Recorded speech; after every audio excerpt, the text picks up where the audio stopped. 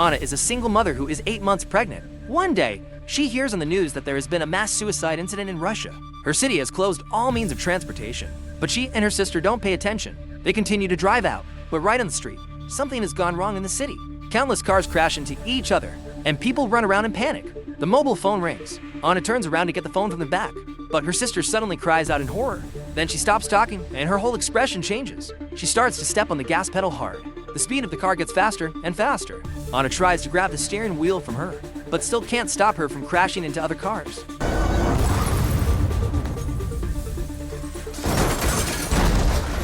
Anna crawls out and watches helplessly as her sister walks into the middle of the road.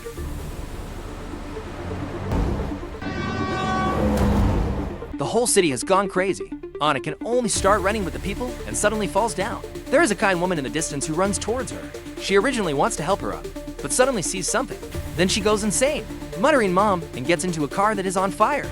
A black man helps Anna up. They finally run into a house. Everyone quickly figures out the situation. There is some kind of mysterious monster wandering outside. Whoever sees it will go crazy and commit suicide. They immediately close the windows and draw the curtains. They turn on the TV. The news says that the president has declared a state of emergency and that no one should go out absolutely. Then the live broadcast cuts off. The next day, this group of strangers start to get to know each other.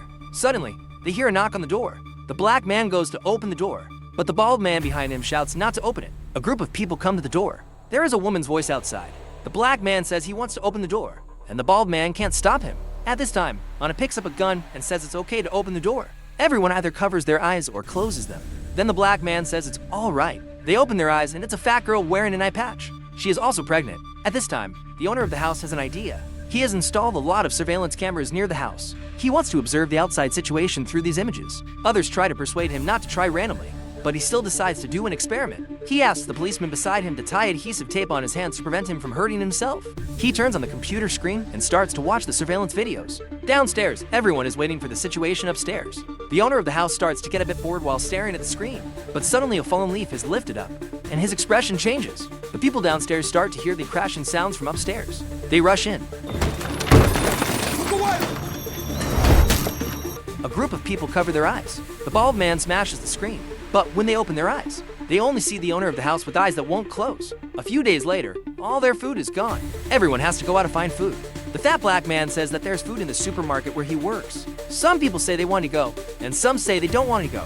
But in the end, 5 people volunteer to go. They come up with an idea: drive. They go to the garage and paint the windows all over and stick newspapers on them so that they can't see the outside. The black man sets the navigation to the supermarket and then opens the garage door and starts off.